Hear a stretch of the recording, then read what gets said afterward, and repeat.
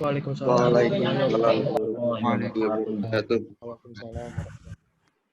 Selamat datang di kuliah umum yang kedua. Marilah kita sebelum memulai acara kuliah umum pada siang hari ini, membaca doa terlebih dahulu. Semoga pertemuan pada siang hari ini membawakan barokah, ilmu yang bermanfaat. Marilah kita berdoa dimulai. Bismillahirrahmanirrahim.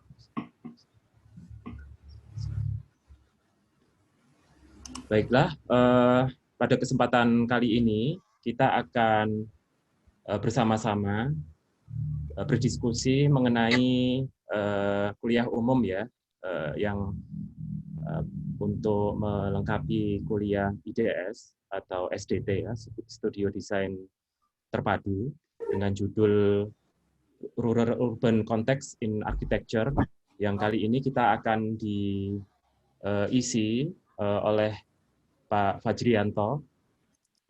Kebetulan Pak Fajrianto ini berada di bawah pusat studi Century.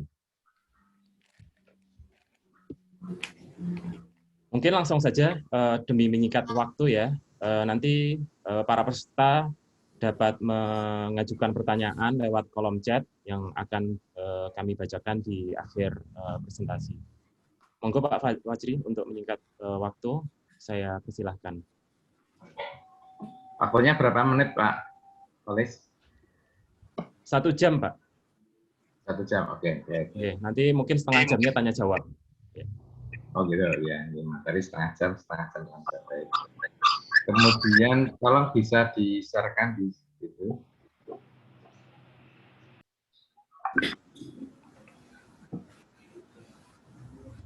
Untuk saya mau share screen ini, share screen.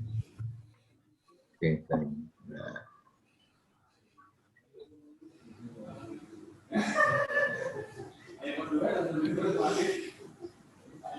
sudah bisa terlihat? Sampun Pak Fajri. Baik.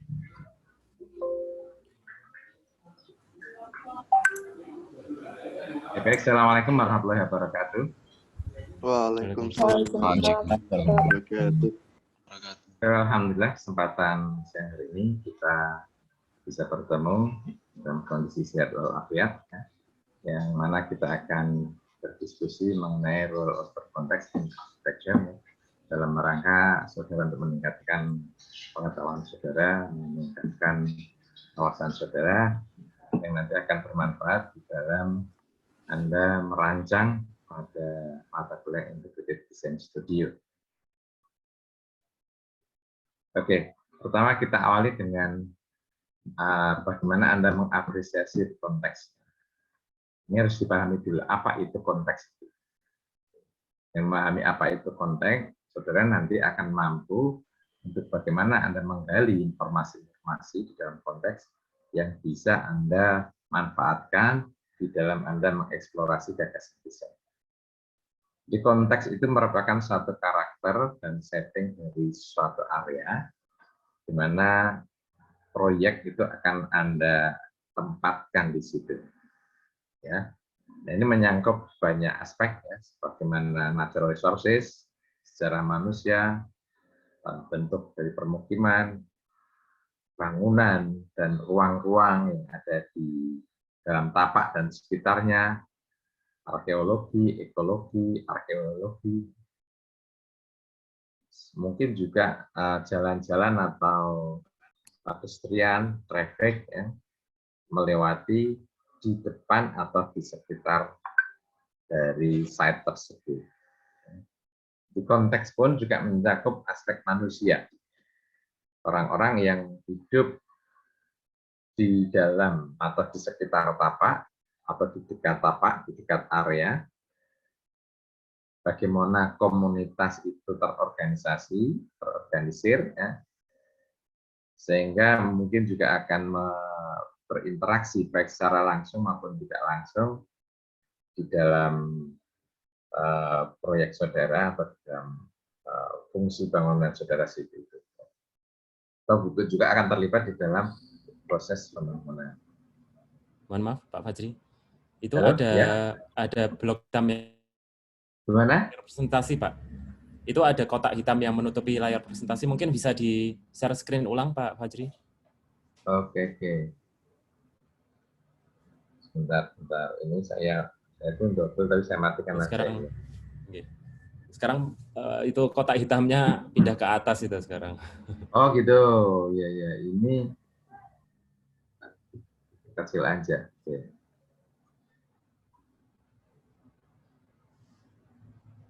Ini anu itu apa untuk ngatur mute, stop studio, video, partisipan dan seterusnya itu.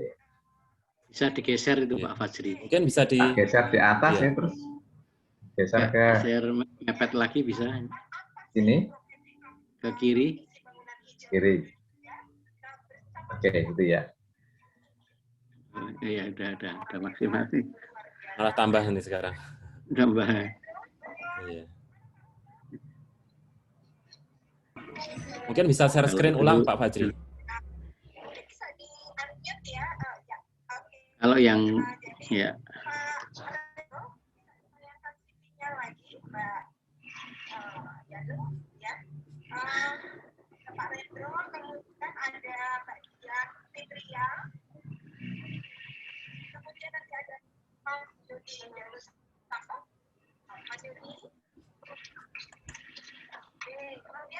Halo, halo. halo ya. Kalau yang Dengar? masih kelihatan. Kalau yang kanan itu mungkin view-nya Pak, view-nya mungkin di Terkecil ya. kecil, yang kecil. Nah. View-nya ini paling kecil ya. Yang kecil ya. Kan ada yang Mungkin di minimize tumpuk-tumpuk saja Pak atau- Fajri. Nah, Mungkin bisa di minimize Mawon Pak Fajri. ya sekarang Ya, Ya, sudah. Ya. sudah ya. ya udah ya. Tinggal yang di atas itu memang bisa pindah atas bawah itu memang. Ya, ya, oke. Sekarang kalau ganggu saya taruh di bawah dulu aja. Ya, Ganggu ya. ya.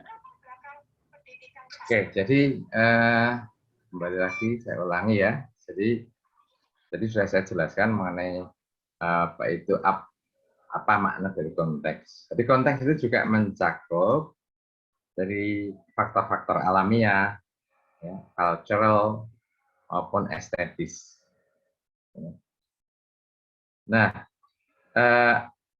apresiasi Anda yang menyeluruh dalam satu konteks itu, ya, bagaimana Anda menghargainya, mengapresiasi, menghargai dari keseluruhan yang ada di konteks itu menjadi titik awal Anda di dalam merancang satu fasilitas atau bangunan yang mempunyai satu karakter yang berbeda.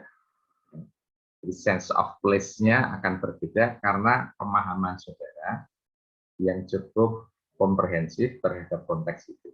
Makanya jangan diabaikan di sini. Makanya pentingnya Anda memahami betul konteks itu, karena ini titik awal saudara, bagaimana Anda menyelesaikan berbagai macam problem yang ada di site saudara. Nah, mengapa konteks ini penting? Di konteks itu adalah sesuatu yang sangat krusial.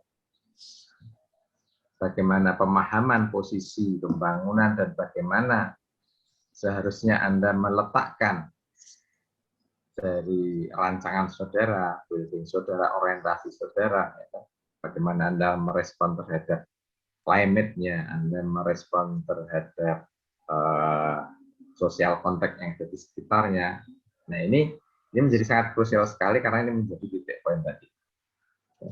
Karena itu melibatkan berbagai macam pertimbangan baik secara langsung maupun secara tidak langsung. Kalau Rubinstein itu mengatakan ada 3 dari natural factor, cultural factor, dan aesthetic factor. Ini kalau dikelompokkan. Karena bangunan itu tidak berdiri sendiri. Jadi saudara ngerancang itu bukan di sesuatu yang tidak ada apa-apanya, tapi ada satu lingkungan neighborhood yang berada di lingkungannya. Baik itu yang bersifat natural factor maupun cultural factor maupun aesthetic factor. Jadi bukan di lahan kosong yang tidak ada apa-apanya. Ya, oleh karena itulah perhatian saudara itu sangat menentukan bagaimana Anda merespon itu di dalam satu gagasan Anda. Oke ya, oleh karena itulah satu kualitas rancangan yang bagus itu hanya akan bisa hadir ketika Anda memberikan pendekatan secara inklusif maupun kohesif serta integratif ya, gitu, yang jadi penting, poin pentingnya.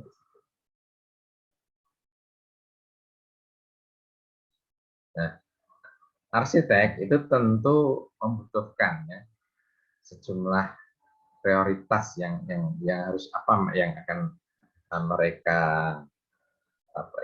ungkapkan terhadap respon terhadap konteks itu. Nah, yang pertama ada menciptakan suatu tempat yang berbeda. Jadi pemahaman konteks saudara itu mampu menciptakan satu place, ya, ada place yang berbeda, baik itu space-nya, Anda mengatur spasialnya maupun bentuk bangunannya. Karena pemahaman yang bagus terhadap konteks, maka akan menciptakan satu space and form yang distinct, yang unik, yang berbeda. Yang kedua itu mempertajam dari aset-aset yang ada di dalam tapak serta sumber dayanya. Jadi kalau di dalam tapak ada satu yang aset yang sangat unik, ya, maka itu menjadi satu modal untuk mengembangkan. Seperti di perpustakaan kita UI itu dengan adanya candi itu, maka menjadi satu sumber daya yang bisa digunakan sebagai keunikan dari perpustakaan. Sehingga kalau orang tanya perpustakaan UI kan mesti yang image-nya, citranya ada candinya, di mana tata ruang semuanya, atau tata ruang itu berorientasi pada ruang luar yang ada candi tersebut. Jadi ini memperkuat dari aset yang ada di dalam tapak tersebut. Ya, nanti silakan Anda bisa mencari apa yang menjadi aset di dalam tapak saudara. Jadi di sini pentingnya seorang arsitek itu menilai karakteristik tapak di situ. Misalnya Anda punya tanah yang berkontur, itu kan respon bisa berbeda-beda ya. Ada yang mengatakan bahwa kontur ini harus diratakan sehingga tanahnya menjadi luas, ya. Kemudian pengaturan tata ruang menjadi lebih mudah dan bebas. Ya. Nah ini karena dia menilai bahwa kontur itu sebagai hambatan. Tapi mungkin arsitek lain menganggap bahwa ini kontur ini sebagai potensi. Ya. Sehingga dia memperkuat justru dengan aset yang berupa kontur tadi, maka mengolah bagaimana kontur itu dimanfaatkan di dalam tata ruang, ya, sehingga menghasilkan satu tata ruang dan bentuk yang unik berbasis dari karakteristiknya. Kemudian juga untuk pemahaman saudara terhadap konteks itu juga mampu untuk mengintegrasinya dengan lingkungan, ya, karena Anda kan tidak pergi sendiri. Bagaimana Anda mengintegrasikan? Jadi kalau misalnya di sampingnya sudah ada hunian atau ada fungsi taman atau fungsi-fungsi yang lain, ya, atau pola-pola tata masa yang sudah terbentuk di lingkungan kawasan itu, maka Anda bisa mengintegrasikan sehingga bukan menjadi satu yang terlepas dari lingkungannya, tetapi menjadi satu kesatuan atau terintegrasi dengan lingkungannya. Terintegrasi bukan berarti harus sama persis, mengikuti pola, tetapi menjawab bagaimana sistem spasial di situ itu menjadi satu tantangan buat saudara untuk menciptakan sesuatu yang berbeda, ya. Ada sense of place yang berbeda. Kemudian memperkuat local communities. Jadi Anda bisa juga, ini kalau konteksnya masyarakat, itu bisa menjadi satu, ya kalau dalam konteks ini kan Anda diminta ada apa itu space bersama ini ya. Ini kan konteksnya memperkuat ya lokal communities. Apakah space bersama itu wujudnya apa ya? Nanti silahkan Anda mengkaji dari lingkungan yang ada di sekitarnya. Apakah mungkin ruang duduk atau ruang nongkrong atau mungkin tempat pedagang kaki lima dan seterusnya itu ya. Artinya Anda bisa memperkuat dari lokal communities dengan pemahaman apa itu. Kemudian yang berikutnya untuk menjamin visibility. Jadi ya, gagasanmu itu layak lah untuk dibangun gitu ya. Bukan hanya sekedar ide-ide yang keluar konteks, artinya ide-ide yang ngawang-ngawang ya. Tetapi dia juga visible kalau dibangun ini layak. Yang terakhir memberikan satu visi ke depan ya, bagaimana proyek saudara itu memberikan visi ke depan tentang mungkin kalau sekarang hunian pasca pandemik gimana sih visi ke depan satu hunian yang bisa menjawab tantangan yang ada sekarang, tantangan dengan perubahan iklim, tantangan dengan adanya pandemi, tantangan dengan semakin individualnya masyarakat sehingga mereka hanya berkutat di ruang-ruang maya, tidak ada satu yang bisa menyatukan mereka secara masyarakat. Nah, inilah tantangan bagi saudara. Oke.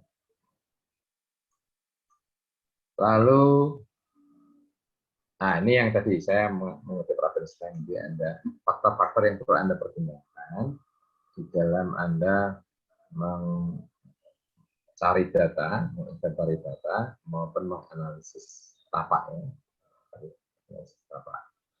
Ada 7 yang kelompoknya ada 3, natural factor, cultural factor, dan external factor. Nah, kalau natural factor itu adalah biologi, mungkin apa itu aspek dengan bebatuan yang ada di situ.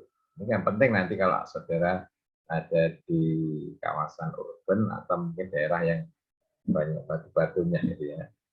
Kemudian fisiografinya, Anda harus memahami topografinya. Saya kira karena ini yang IDS ini kan pernah ngambil set planning ya, dulu pernah ada itu ya. Anda sudah diajari bagaimana topografi di IDS berapa? 2 kemarin juga sudah ada ya, topografi, geomorfologi, relief, Anda sudah paham di situ. Hidrologi mengenai sumber airnya, baik itu yang di bawah tanah maupun di bawah permukaan, air tanah maupun air dalam. Kemudian masalah tanah, klasifikasinya, tipenya, dan penggunaannya. Ini penting ya, soal sebetulnya. Jadi kalau kita lihat, saya pernah merancang itu, di mana kliennya itu menghendaki pakai basement. Setelah itu kita cek dulu ya, mengenai kondisi soilnya, klasifikasi tanahnya. Setelah dicek itu ternyata dalam 2 meter itu sudah keluar air. Ya. Jadi 2 meter sudah keluar air ya. Sehingga kalau dengan bisnis agak berbahaya sekali karena di tempat kita sistem konstruksinya itu banyak yang kontraktornya, pelaksana bangunan itu yang belum disiplin, sehingga kalau satu jarum saja bocor, maka nanti bisa berakibat dari basementnya basah terus ya. Itu 1 meter atau 1,5 meter sudah keluar air yang sangat deras sekali. Nah, sehingga di sinilah makanya memahami di sini penting. Bisa di satu sisi ya nanti ada peraturan bangunan, ketinggian bangunan harus maksimal 12 meter. Nah, ini kan jadi satu tantangan di situ. Ya, Anda artinya perlu memahami di sini juga ya, soil. Yang kelima, vegetasi. Plan ekologi, vegetasi yang ada di dalam tapak maupun yang ada di luar tapak. Yang itu nanti mungkin bisa berpengaruh di dalam Anda membuat gagasan. Kalau katakanlah di sana sudah ada tanaman pohon yang sangat besar atau yang sangat unik di situ, Anda bisa manfaatkan vegetasi ini sebagai titik poin untuk mengolah tata ruang yang ada di situ. Bahkan mungkin bentuknya pun akan menyesuaikan kalau kita lihat contoh-contohnya. Wildlife itu kehidupan alam di situ. Jadi ada mungkin kupu-kupu atau mungkin juga burung atau binatang-binatang yang liar, yang bebas itu ya, itu juga perlu ya. Ini khususnya kalau set-set berskala besar itu menjadi penting karena kalau di kawasan itu menjadi habitat bagi burung-burung ya, itu bisa menjadi satu potensi sebetulnya. Atau kupu-kupu ya, climate gitu ya. Jadi aspek ini yang solar orientation. Jadi bagaimana Anda merespon terhadap sinar dan cahaya matahari, sehingga menentukan komposisi dari massa saudara, kemana arah massa itu Anda orientasikan, di mana bukaan-bukaan yang pasti Anda lakukan ya. Jadi masalah climate juga angin, lalu juga kelembaban ya, dan seterusnya. Lalu cultural factor yang perlu dipertimbangkan, cultural factor. Ini yang pertama adalah density engineering, legal and regulatory. Jadi peraturan-peraturan bangunan. Ini harus harus Anda harus cari datanya. Misalnya kalau di perkotaan itu kan option besar bangunannya kan relatif bisa besar, tetapi kalau di daerah rural itu kecil. Kemudian sempadannya KLB atau koefisien lantai bangunan dan seterusnya ya. Nah, ini Anda perlu pelajari, ini sebagai bagian yang perlu Anda jadikan satu potensi maupun sebagai constraint juga ya. Sebagai constraint jika Anda merancang di situ apa hambatannya di situ dengan adanya aturan.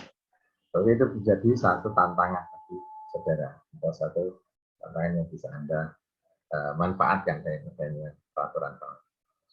Existing land use, tata guna lahannya di sekitarnya, Anda bisa kasih. Existing building-nya, dikaji di situ. Utilitasnya, water sistemnya, listrik, kemudian jaringan pembuangan, lalu traffic and transit, ini juga perlu mengenai sirkulasi ya, baik itu sirkulasi kendaraan maupun sirkulasi pedestrian yang berbatasan atau berada di dalam tapak saudara. Edukasi di sini. Yang keenam, historic faktornya, kalau sudah ada arkeologi dari seperti di Perpustakaan UI, kemudian historic building-nya, ada bangunan sejarah yang harus direspon di situ. Yang ketujuh, social economic factor. Nah, ini yang saya katakan tadi, yang sosial ini memang tidak digital di sini. Sosial itu manusia di sini dan aktivitasnya yang ada di tapak dan sekitar tapak seperti apa. Karena aktivitas manusia ini akan berpengaruh baik secara langsung maupun tidak langsung terhadap proyek sebuah. Lalu yang berikutnya adalah estetik faktor. Estetik faktor. Itu ada natural feature-nya, karakteristik alamiahnya, maupun spatial pattern-nya. View dan vista. Anda harus kaji bagaimana view dan vista, spaces-nya dan sequence-nya yang ada di tapak saudara dan di sekitarnya. Karena di sekitarnya juga mempengaruhi bagaimana Anda meresponnya. Nah, ini sekilas mengenai tipologi karakteristik tapak pada konteks urban. Di mana nanti Anda bisa kembangkan. Ini hanya sebagian saja yang saya masukkan di sini. Jadi yang pertama, misalnya ini dari aspek cultural, ini saya sampaikan secara general, secara umum. Ya. Jadi tidak kasus per kasus, tapi secara umum bahwa kepadatan bangunan itu umumnya tinggi. KDP-nya tinggi, KLP-nya tinggi, ya, sempadannya, dan seterusnya itu tergantung pada site. Harga tanah itu di kota mahal sekali. Makanya kenapa kampungnya kecil-kecil itu karena itu aspeknya itu harga tanahnya mahal. Mungkin kalau di kota beli 1 meter, di desa bisa beli 10 meter atau 100 meter. Nah, kalau itu Anda butuh efisiensi. Maka itu perlu Anda perhatikan juga regulasinya. Regulasi di kota itu. Kemudian pola hubungan dengan bangunan yang ada. Saya kasih di sini ya. Problem-problem seperti pembuangan sampah, limbah cair dan padat, dikaji. Polusi udara, kepadatan lalu lintas dan kondisinya. Mungkin juga problem air hujan. Di kota sekarang hampir semua kota atau sebagian besar kota-kota mengalami problem masalah air hujan. Ya. Kepadatan lalu lintas, polusi, pembuangan sampah ini kan hubungan dengan pengelolaan ini kan problem-problem di kota. Ya. Ditemui ya, saat sekarang maupun juga yang akan datang. Jadi untuk sosial ekonominya juga demikian, manusia dan kegiatannya ini yang tentu akan mempengaruhi terhadap kebiasaan saudara serta historik faktornya. Nah ini contoh dari bagaimana memahami manusia. Itu Romo Mangun ya ketika merancang di bantaran Sungai Jodi. Itu kalau Anda tahu jembatan Bendolayu yang ada di bawah itu dari arah Tugu ke arah UII ya, dari UII Cicitiro dari Tugu ke timur nanti ada jembatan. Nah itu di bawah itu. Jadi ada permukiman yang sudah cukup lama sekali di situ. Tapi sampai sekarang masih eksis dan unik ya. Dan banyak digunakan untuk syuting-syuting juga. Jadi keberhasilan sebuah proyek itu merupakan hasil dari pemahaman terhadap manusia dan aspek fisikanya. Jadi ini Romo Mangun kan memahami ya, aspek karakteristik manusia yang ada di situ dan karakteristik site-nya, ya, kontinensialnya saja. Meskipun ini problematis karena itu berada di daerah sempah dan sungai sebetulnya, makanya dulu sempat kami dengan Pemda Kota Jogja ya, karena itu kalau secara aturan memang itu melanggar wali sungai. Tapi untuk menjawab kebutuhan masyarakat dan justru menjawab tantangan saat itu ketika bantaran sungai itu sebagai tempat prostitusi atau tempat-tempat itu black crime ya, yang ada di narkoba dan sebagainya. Nah, place harus mampu menstimulasi manusia dan menciptakan spirit of place. Makanya penting ini, Anda menstimulasi manusia menciptakan spirit of place dan bangunan serta ruang harus memberikan keamanan dan kenyamanan. Jadi, satu sisi dia harus fungsional, memberikan keamanan, namun juga harus nyaman. Nah, ini tanggapan terhadap pemahaman terhadap karakteristik manusia dan tata. Oleh karena itu, perlu memahami terhadap user dan dinamika komunitas dan lingkungannya. Ini pentingnya ada di sini. Penggunanya siapa, masyarakatnya yang di lingkungannya, dan juga lingkungan aspek fisik dan non fisiknya. Jadi desain itu merupakan alat penting untuk komunikasi dan menegosiasikan dengan lingkungan. Nah, natural factor itu secara umum untuk di kota itu vegetasinya sedikit ya, climate, temperaturnya panas, sumber terbatas, spesifik faktornya ya. Ini spasial patternnya dipengaruhi oleh urban pattern, view dan bisa terbatas.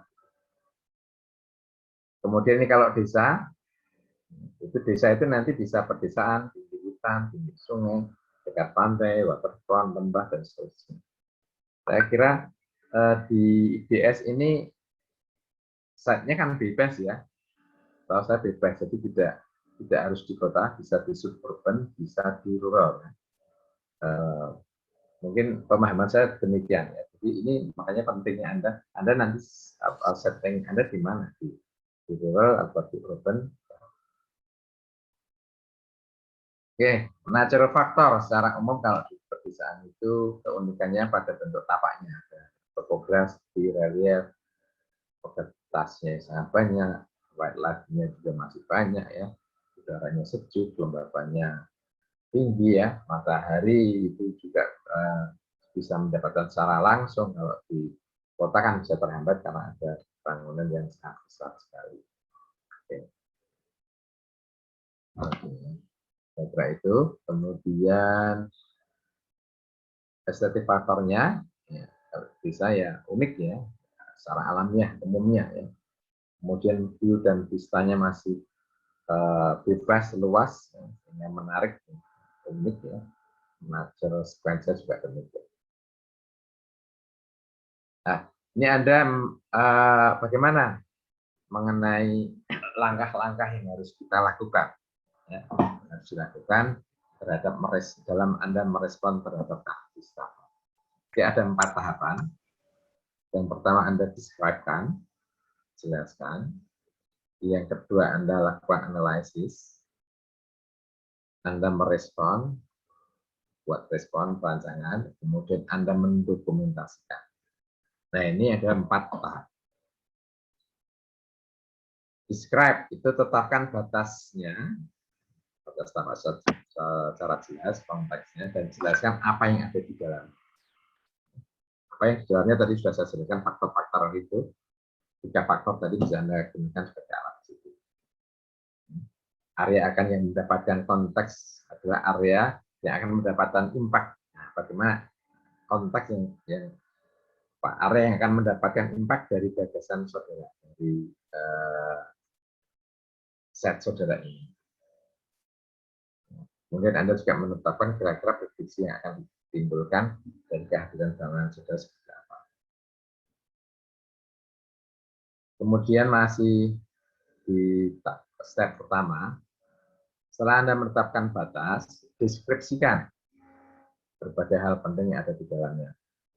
Dipastikan Anda mengunjungi dan melihat secara langsung objek observasinya. Sekarang sudah new normal, saya kira Anda sangat penting sekali untuk bisa mengunjungi tapaknya. Jadi tidak virtual lagi, seperti Anda datang secara langsung, Anda buat rekaman, Anda foto, Anda rasakan, ya. Anda bisa hayati di situ. Karena pengalaman di dalam tapak itu akan menentukan, tidak secara virtual. Virtual kan Anda bayangan sesuai dengan memori Anda yang pernah Anda simpan. Tapi kalau Anda langsung akan sangat berbeda sekali. Maka buat rekaman. Kemudian Anda bisa lengkapi dengan sumber-sumber yang lain. Secara detail saya kira sudah ada. Anda sudah pernah membuat rencana tapak, pernah melakukan. Yang kedua, analyze. Buat kajian kualitas konteks dan implikasinya terhadap rancangan. Jadi analisis itu adalah proses Anda mengkaji, merefleksikan hasil observasi untuk mengetahui implikasi konteks terhadap perancangan. Makanya ketika Anda melakukan satu kajian konteks, maka ada beberapa pertanyaan yang harus Anda tanyakan. Bagaimana karakteristik lingkungan di dalam konteks itu? Kemudian apakah ada elemen-elemen, bangunan, objek, kontur, dan sebagainya yang punya nilai tinggi? Atau justru konteks dalam kondisi yang rusak? Sudah rusak ini nggak mungkin kan ya. Artinya harus di-upgrade, harus diperbaiki. Itulah ya, ada di situ. Kemudian lakukan kajian dampak kehadiran bangunan terhadap kualitas lingkungan. Apa sih kira-kira dampaknya? Apakah kehadiran bangunan baru akan menimbulkan dampak besar, impact terhadap konteks? Apakah dampak tersebut negatif? Ya, kalau iya, bagaimana menguranginya? Lalu perlukah dilakukan modifikasi sentrifnya? Apakah ada bagian-bagian dalam konteks yang menjadi constraint dalam bangunan? Nah, inilah pertanyaan-pertanyaan yang harus Anda jawab ketika Anda melakukan kajian konteks. Dan ketika Anda lakukan kajian implikasi konteks terhadap perancangan bangunan, apakah karakter konteks dapat memberikan inspirasi terhadap perancangan? Jadi, kalau ada kontur tadi, itu sebagai inspirasi atau sebagai constraint.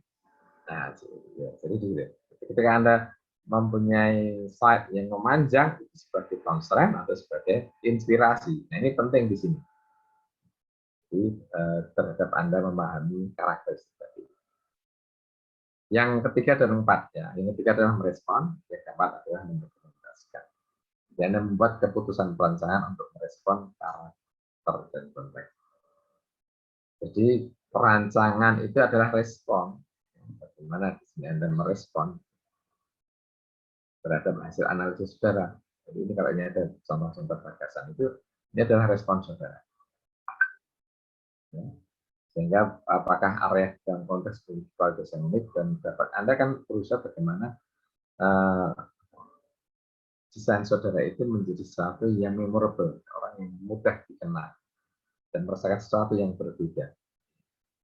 Nah, setelah itu Anda bagaimana Anda bisa berkontribusi menguatkan dari karakter, karakter tapak itu sendiri. Ya.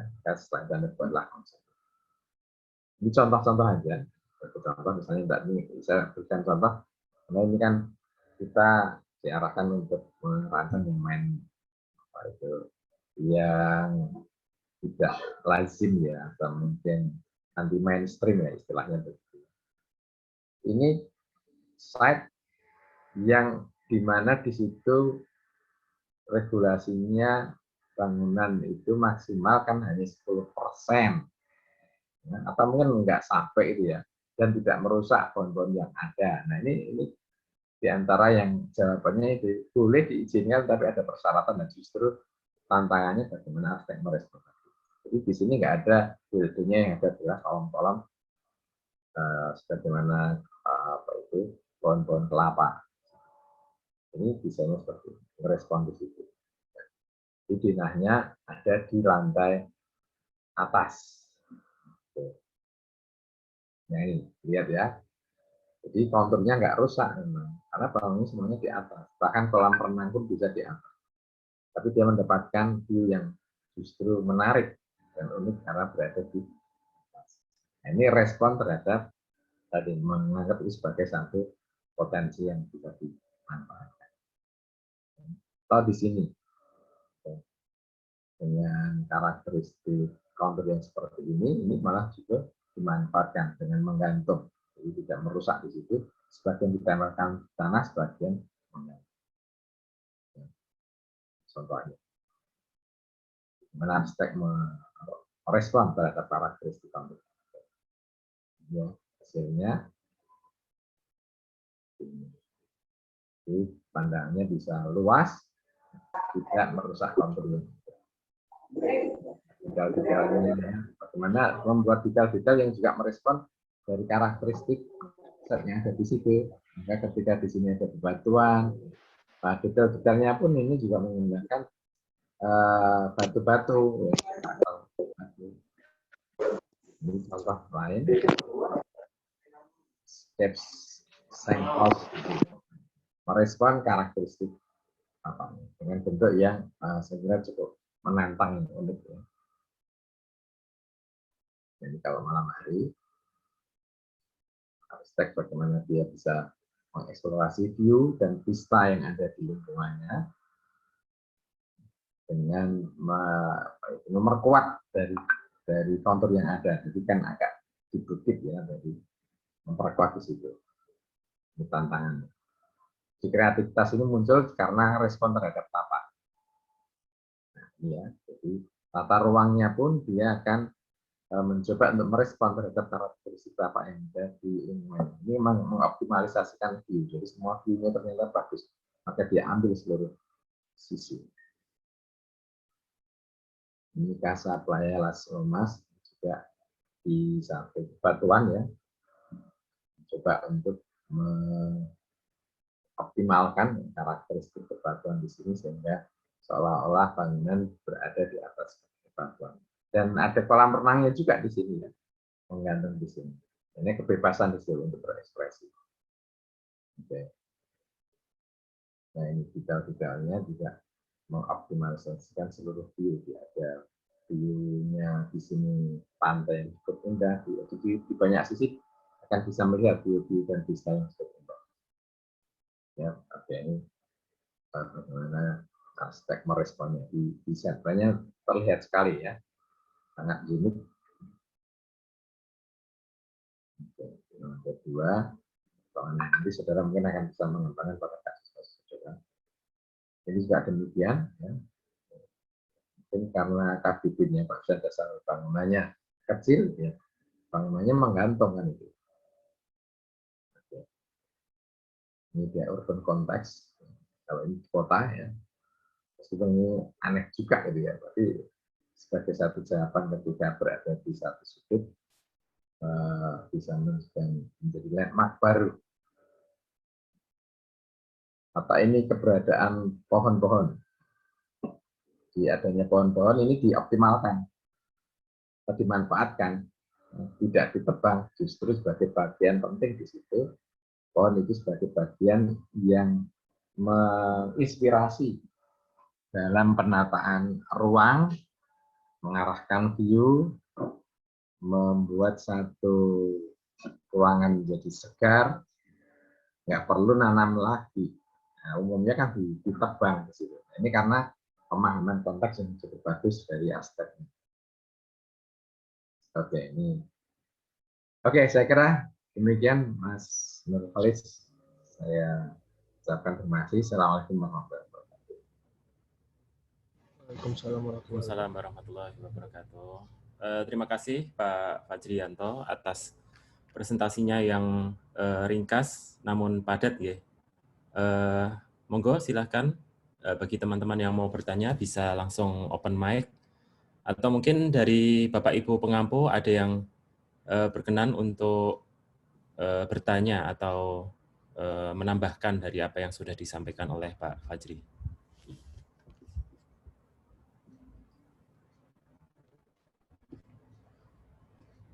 Mungkin saya Pak Hanif Budiman. Monggo Pak Hanif. Ji, terima kasih Pak Fajri,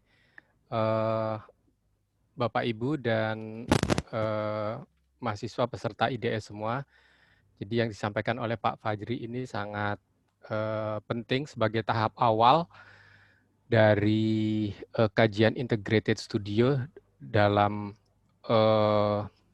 tema living unit ya teman-temannya. Jadi tentu saja makna living di sini ya kita bisa mengembangkan banyak fasilitas-fasilitas, banyak tipe-tipe hunian yang mungkin akan berbeda antara satu konteks dengan konteks lainnya dan kita bisa mengusulkan bagaimana tema-tema living ini. Halo, Nun Sewu, ada yang kayaknya? Ya. Monggo Pak Hanif. J. Mungkin sekarang yang perlu lebih tegaskan lagi ke teman-teman. Jadi rural dan urban itu dalam kurikulum ini bukan pilihan yang sangat bebas, benar-benar di daerah yang rural, misalnya di daerah remote, di tengah hutan atau di tepi pantai atau di pegunungan, yang daerah sangat alami, atau di daerah urban di tengah kota. Jadi terminologi desa kota ini memang sekarang berkembang khususnya pada wilayah-wilayah yang di dekat kota-kota besar di Asia Tenggara. Jadi ada satu kajian bagaimana desa kota ini dari bahasa Indonesia, tapi sudah disepakati menjadi satu fenomena perkembangan wilayah yang ciri-ciri kota dan desa itu bercampur menjadi satu.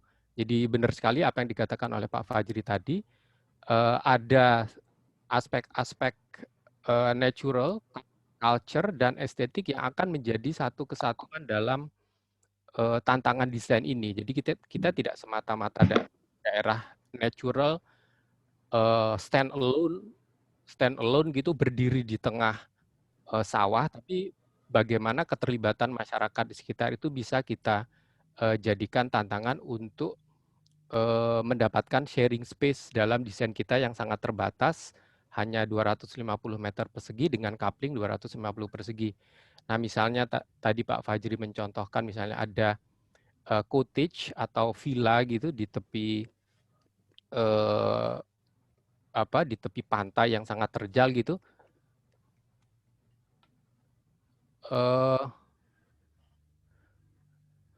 Di tepi pantai yang sangat terjal, ini hanya contoh bagaimana kita memanfaatkan natural factor gitu. Tapi tentu saja bukan hanya ini yang kita jadikan mutlak referensi kita, tapi kita juga harus mengembangkan bagaimana sebagian ruang kita ini di masa depan adalah ruang-ruang yang mewadahi aktivitas komunitas yang ada di sekitar konteks atau tape yang akan dipilih gitu. Jadi wilayahnya memang bebas, Anda boleh di kota, tapi mungkin tidak di wilayah yang sangat remote ya, karena komunitasnya kan menjadi agak sulit untuk kita wadahi. Dan komunitas di sini tentu saja adalah komunitas-komunitas yang bersifat mewakili konteks kawasan tersebut gitu. Misalnya tadi tepi Code adalah komunitas yang memang dia memanfaatkan wilayah itu sebagai bagian dari hunian mereka untuk tempat tinggal, bekerja, berkehidupan, dan seterusnya, dan terusnya. Jadi komunitasnya adalah tentu komunitas yang membutuhkan unit living bersama-sama dalam mengembangkan integrated design studio ini. Mungkin tambahan dari saya seperti itu aja Pak Khalif. Terima kasih Pak Fajri, Nun Sewu. Saya hanya mengkaitkan dengan kerangka-kerangka yang ada di kurikulum untuk IDS ini Pak Fajri. Matur nuwun. Terima kasih Pak Hanif. Saya kira jadi nanti slide-nya tadi sudah ditegaskan sama Pak Hanif, bukan di satu, sebenarnya di pengantar tadi saya jelaskan, Anda bukan berdiri pada satu lahan kosong yang tidak ada apa-apanya, tetapi yang di situ sudah ada bangunan-bangunan yang ada, kemudian setting alamiah yang ada maupun yang buatan yang ada di situ. Jadi bukan pada site yang pure seperti di pinggir pantai. Kebetulan saya contohkan tadi untuk membuat satu menstimulasi saudara dengan yang ekstrim secara estetika itu mungkin saja memang dikembangkan, memanfaatkan. Misalnya di tengah kota ada daerah berkontur seperti itu, nah seperti itulah olahannya kan Pak Fajri ya? Ke arah sana. Matur nuwun Pak Fajri. Ya, terima kasih Pak Hanif atas penajamannya ya mengenai rural urban.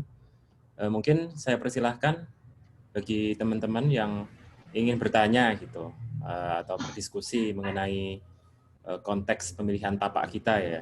Karena ini menjadi tadi yang telah disampaikan Pak Fajri, ini menjadi step pertama ya untuk beberapa waktu ke depan gitu, termasuk nanti bahan pertimbangan sebagai ajuan site kalian ya di kelas masing-masing.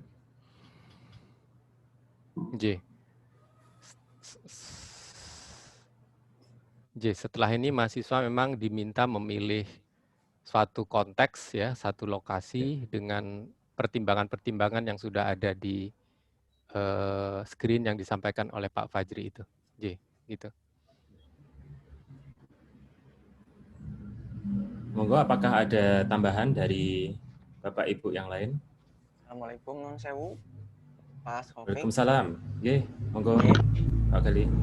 Matur nuwun Pak Fajri, matur nuwun Pak Ofik, matur nuwun Pak Hanif, sudah diantarkan ini untuk ininya gitu. Saya cuman mau mengkonfirmasi mawon gini. Untuk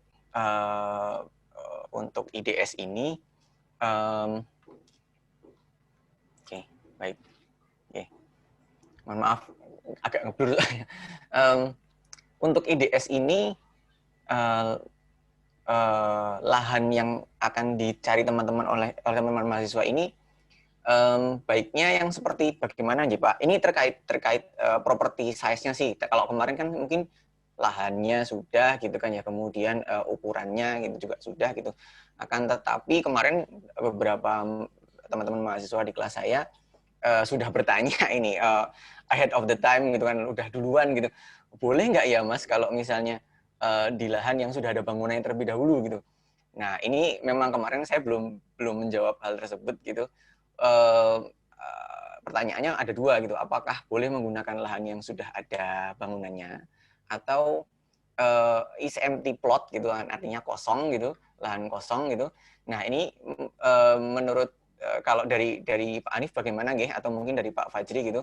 Karena untuk melihat rural urban ini kan bisa dari dua karena kemungkinan akan ada dua tipe lahan tersebut yang nanti mungkin ditemukan oleh teman-teman mahasiswa. Nggih. Matur nuwun, mungkin itu dulu. Monggo Pak Hanif atau mungkin Pak Fajri untuk bisa mengklirkan hal tersebut ke saya paling nggak. Hanif aja mungkin. Matur nuwun.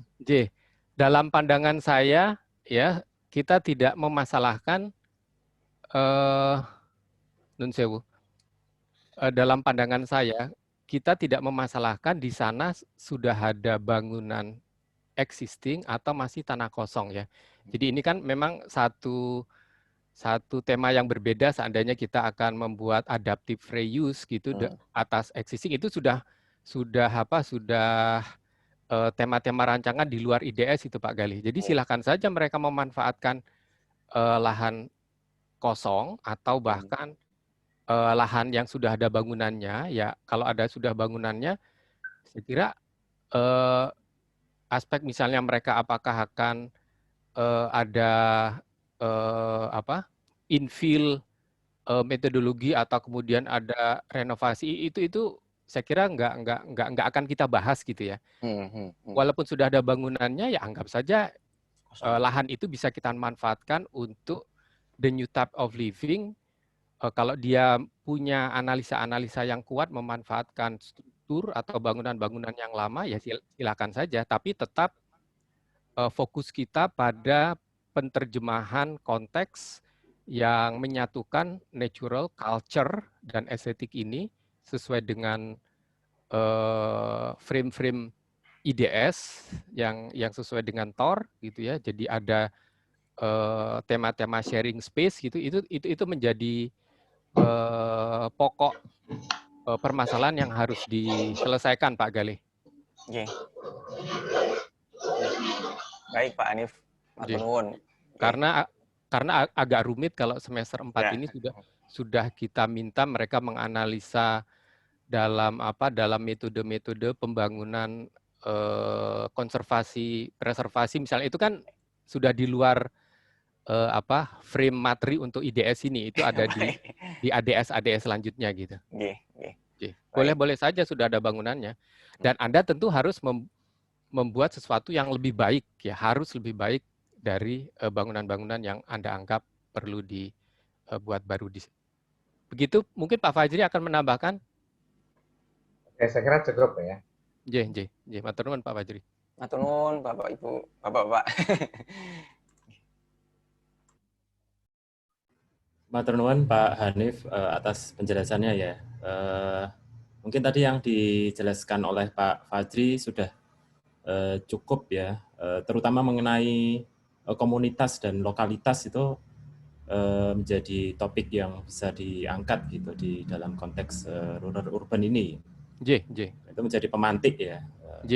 Bagaimana kan kita kan juga mengangkat living unit publik gitu kan. Nah, itu menjadi salah satu bahasan yang bisa menjadi isu di dalam perancangan kita di IDS ini.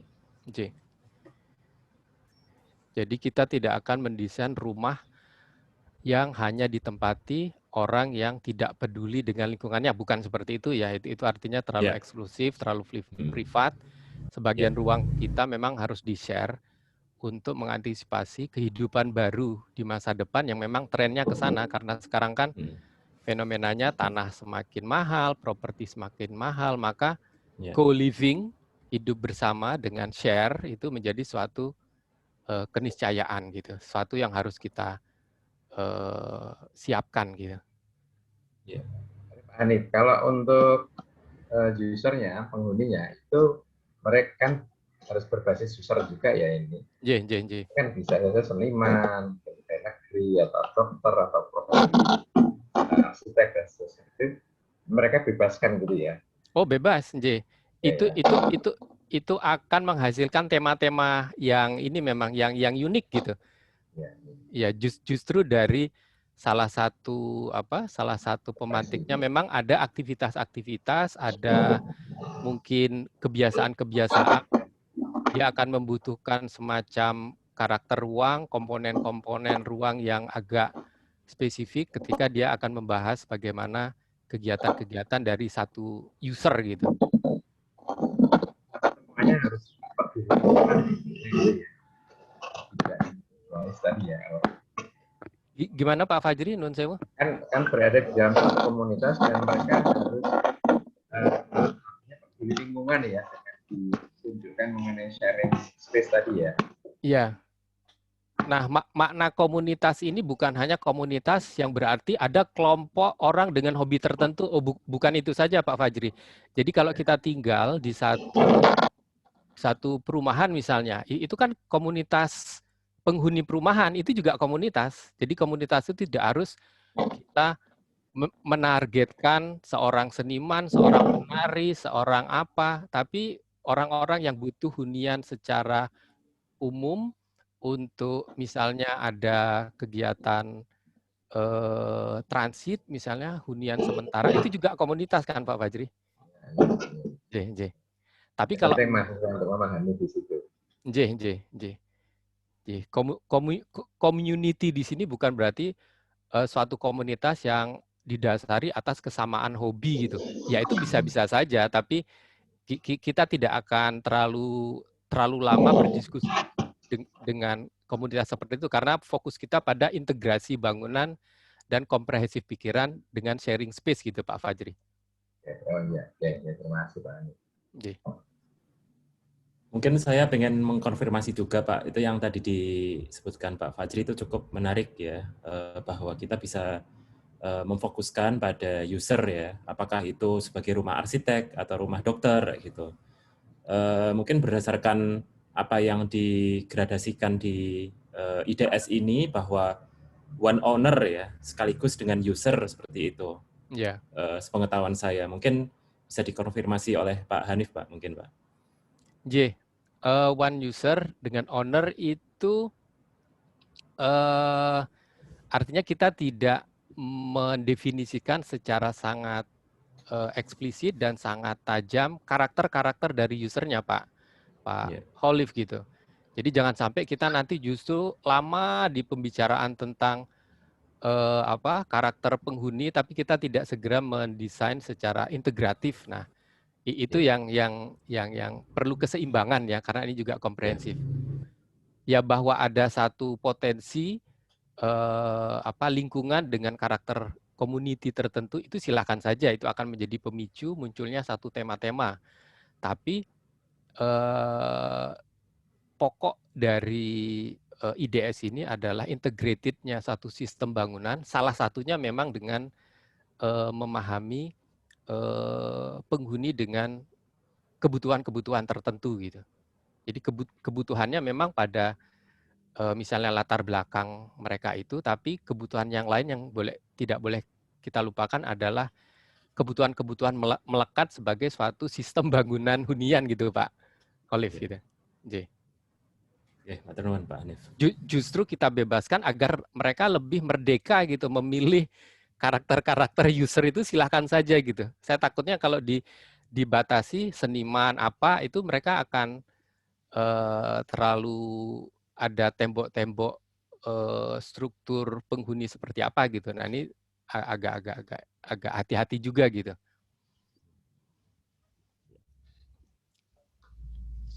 Oke, terima kasih. Ini semakin tajam tentang konteks ini, pemilihan site-nya seperti itu.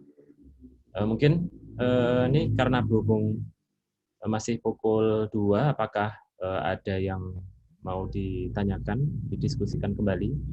Dari mahasiswa mungkin ada yang mau ditanyakan?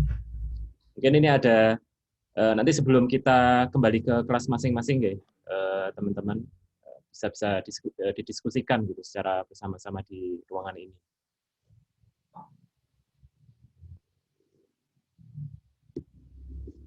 Atau dari pengampu yang lain. Monggo Bapak Ibu.